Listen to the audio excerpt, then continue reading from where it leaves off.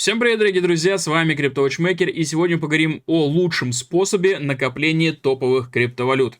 Речь пойдет сегодня про инверсные фьючерсы, и торговать мы будем на бесплатной платформе Generia. В первой части мы обсудим все нюансы, а также полный список монет, которые можно накапливать таким способом. А во второй части уже разберем более подробные и более конкретные настройки, а также настройку самой платформы. Так что присаживайтесь поудобнее, наливайте чаек, кофеек и погнали. Итак, какой список монет можно накапливать таким способом? Речь пойдет у нас про фьючерсы с маржой в криптовалюте. То есть это инверсные фьючерсы с обеспечением в крипте, которые вы будете накапливать. То есть если мы хотим накапливать биткоин, мы должны будем торговать биткоин, но мало того, мы должны будем иметь на счету биткоин для того, чтобы торговать этим ботом. То есть вы сейчас у себя смотрите в кошелечке, какие монетки у вас есть, или какие вы хотели бы закупить и накапливать. И, собственно, давайте сверяемся со списком. На бирже OKX вы можете накапливать биткоин, эфириум, солану, доги, XRP, Cardano, Atom, AVAX, Bitcoin Cash, Polkadot, Ethereum Classic, Philcoin, Link, LTC, Optimism, SUI, TRX, Uniswap и XLM. Если же у вас биржа Bybit, то вы можете накапливать также Bitcoin, Ethereum, XRP, DOT, ADA, Mana, LTC, Solana, Near, Dogi, Phil, Link, AVAX, Bitcoin Cash, VIV, SUI, Uniswap, Optimism, XLM, Aptos, Aave, MNT, TON, Ethereum Classic и, собственно, все. То есть именно эти монеты мы сможем накапливать. Для этого вам нужны аккаунты на бирже либо OKX, либо Bybit, в зависимости от того, какая конкретно у вас монета, да, то есть на одной бирже есть одни монеты, на другой бирже есть другие монеты, которые, то есть, отличаются чуть-чуть, да. Базовый список примерно одинаковый, но небольшие различия имеются. Также вам потребуется аккаунт на платформе Generia. Это платформа для торговли ботами, это сеточные боты, и эта платформа абсолютно бесплатная. То есть вам не нужно платить деньги для того, чтобы пользоваться этой платформой.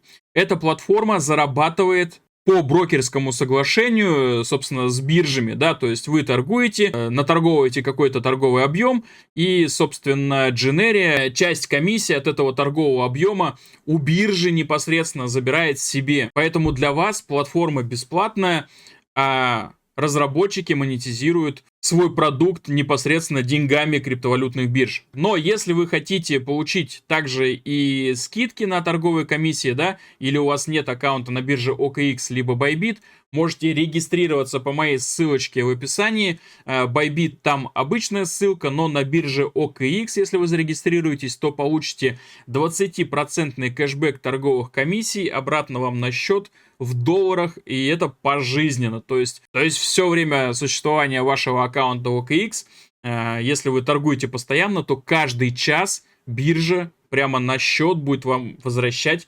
20% потраченных комиссий USDT-шками, которые вы можете тратить как вам угодно. Итак, затянули немного с началом, давайте погнали дальше. Итак, каким способом происходит вообще накопление монет? Мы в прошлом ролике с вами обсуждали, что вариантов накопления монет имеется. Это автоматическая покупка за деньги, что раз в день вы можете определенное количество монет покупать, да? Если у вас уже имеются монеты, вы можете закинуть их в стейкинг. То есть это вкладочка Earn криптовалютной биржи. И если мы здесь посмотрим, то проценты здесь, ну, как бы очень не очень. То есть, если нас интересуют гибкие накопления, то мы видим, что это 2,3% годовых на биткоин, к примеру. Если берем эфириум, к примеру, то это 1% годовых, да, стабильный. Если какие-то более высокие проценты, то тут обязательно будут какие-то дополнительные нюансы. Я вот сейчас активно накапливаю монету MNT, это монета биржи Bybit, да, и мы видим, что у нее обычные гибкие накопления 1,5% всего годовых. Причем, если у вас больше 300 монет, а это всего около там $200, да,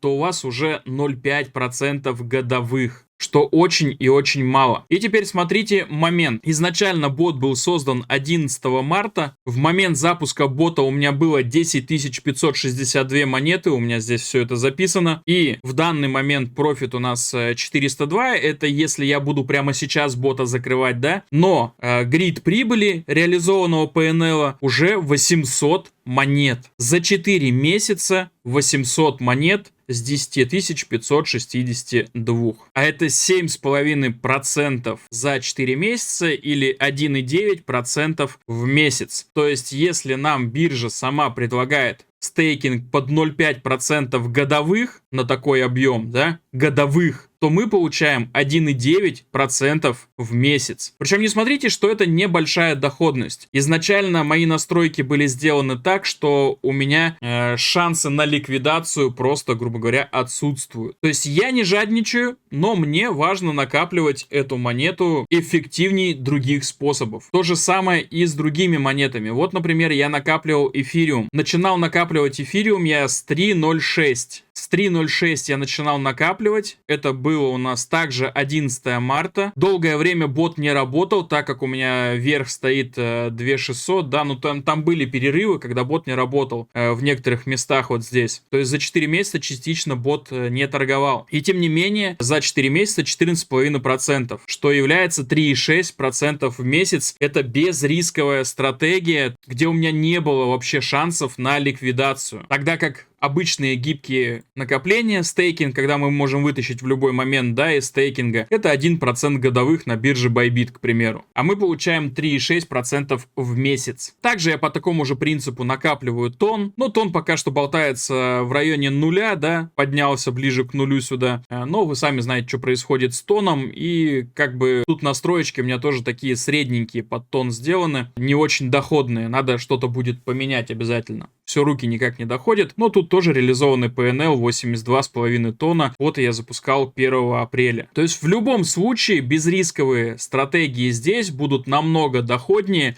различных стейкингов и других, собственно, способов, которые вообще, собственно, существуют.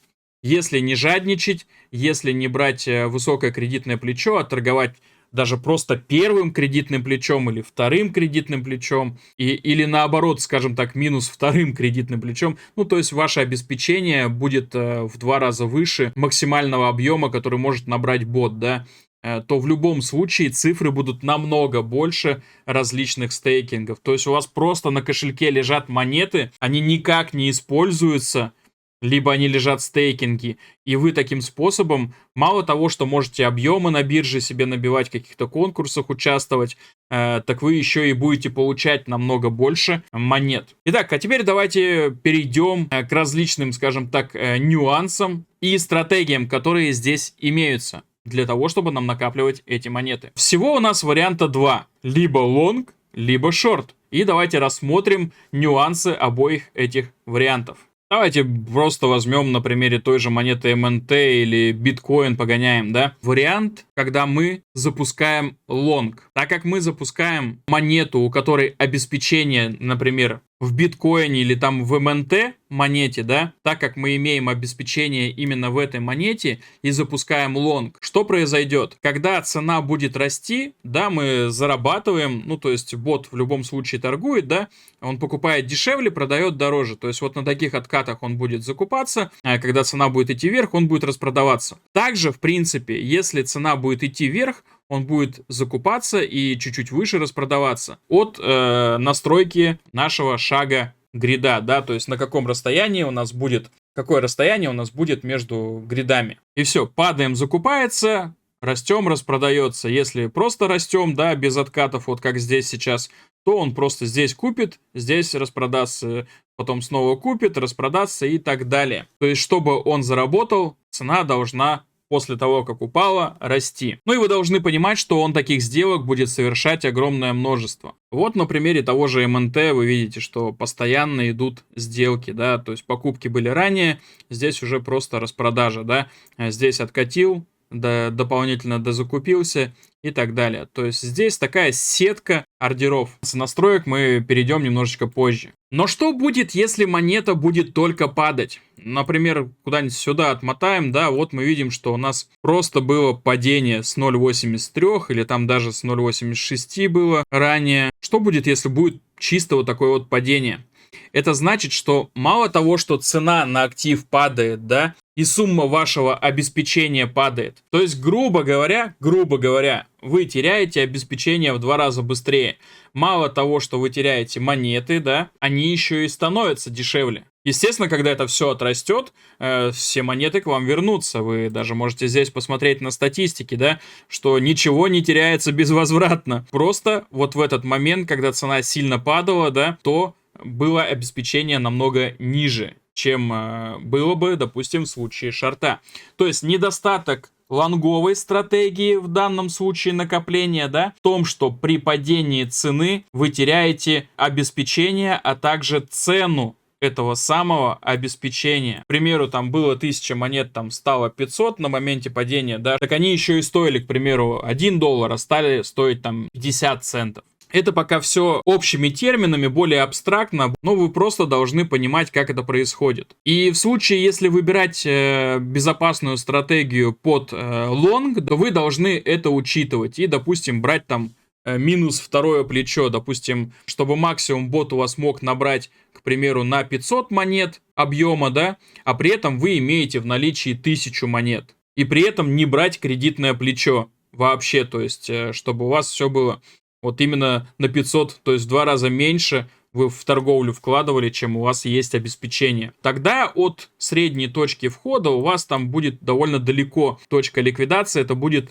ну, довольно-таки безопасно. Но не забывайте, что на медвежьих рынках многие монеты падают вплоть до 95%, а это, ну, можно сказать, равносильно обнулению, да. Далее, шорт-стратегия. Какие есть плюсы, какие есть минусы. В случае, если вы открываете шорт и делаете без кредитного плеча, грубо говоря, 1 к 1 к вашему обеспечению, в случае роста вы будете также терять обеспечение. То есть, ну, грубо говоря, там распродавать свои монетки. Но оставшиеся монеты будут стоить у вас дороже. То есть шорт и рост цены монеты — это движение против вас. Но монетки, которые у вас остались, будут стоить дороже. И поэтому при правильных настройках вы можете при шорте не иметь точки ликвидации вообще. У вас ее не будет никогда. Также в шорте желательно ограничить низ у сетки, потому что в случае сильного падения не забывайте, что вы не только будете зарабатывать монетки, да, но и набирать объема. И если цена сильно развернется, если вы падали, а потом происходит вот такой вот, к примеру, разворот, да, вот вы падали, потом вот такой вот разворот происходит,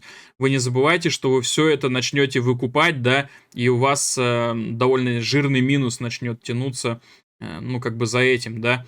Это вот такие вот нюансы. Итак, давайте немножечко подытожим и коротко пробежимся, да. Лонг, преимущества, недостатки. Если мы будем комбинировать с ботом из прошлого ролика, где я вам рассказывал, что существует бот покупки криптовалюты, то есть если вы помимо накопления хотите еще и дополнительно накапливать криптовалюту, и у вас, допустим, каждый день по любой цене покупается там по 10 баксов там биткоина какого-нибудь или эфириума, то запустив на том же самом эфириуме лонгового бота, даже при падении цены, да, вы будете и дженерии ботом накапливать позицию и распродаваться и получать немного больше монеток, да, и плюс еще второй бот на OKX на том же самом будет также у вас накапливать эти самые монетки по $10 в день. То есть вы свое обеспечение будете дополнительно накапливать. Ну и постепенно, естественно, вы можете проанализировать, какая у вас там в данный момент ситуация, и можете, допустим, даже на дженерии дополнительно увеличить объем ордера, если у вас накопится достаточно много монет. То есть, если лонг и с каким-то нулевым или там минус первым, грубо говоря, плечом комбинировать еще покупку дополнительно базы при падении цены, то вы, в принципе, в безопасности. Но вы изначально должны просчитать и продумать эту стратегию. Но это будет супер эффективный метод накопления. В случае, если мы шортим, то мы также можем настроить стратегию, где у нас, в принципе, не будет цены ликвидации, но мы будем терять обеспечение в случае роста цены, да, и тогда мы можем пропустить, скажем так, весь рост цены, и на этом не дозаработать. То есть, представляете, вы сейчас по эфириуму запускаете шартового бота, вам кажется, что он выше не пойдет, вы имеете определенное количество эфириумов, думаете, что будете сейчас на этот объем при падении накапливать дополнительно монеты, но эфириум выстреливает к $6000, вы теряете половину своего обеспечения, к примеру, да, но при этом у вас остается, как, допустим, и было там, к примеру, там $10 000, да, так у вас останется $10 000 и не станет их $20 000. Под каждый рынок есть свои определенные нюансы. Когда булран закончится и все обвалится в медвежку, начнет обваливаться, когда всем уже станет очевидно, что мы уже в медвежке, да,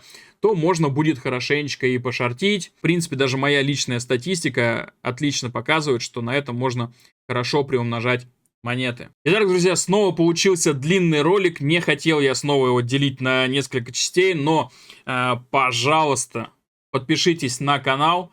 И следующим роликом я выложу ролик, где будут только настройки биржи, только настройка бота и только конкретные рекомендации по настройкам таких ботов. Также, если что, переходите в описании в нашу академию, там уже в районе 10 роликов по Дженерии, где вы сможете обучиться и, собственно, торговать с единомышленниками, потому что у нас в академии уже довольно много людей, и все люди занимаются в Академии торговли роботами. Так что, друзья, с вас подписка на канал, регистрация OKX by BitGeneria, если вы еще этого не сделали. И следующим роликом на этом канале выйдет уже без каких-либо предисловий просто настройка биржи Дженерии и непосредственно самих ботов будем запускать на примере эфириума. Покажу свои настроечки по МНТ, проработаю настроечки тона и, пожалуй, у меня есть еще пара монет, и мы их тоже запустим.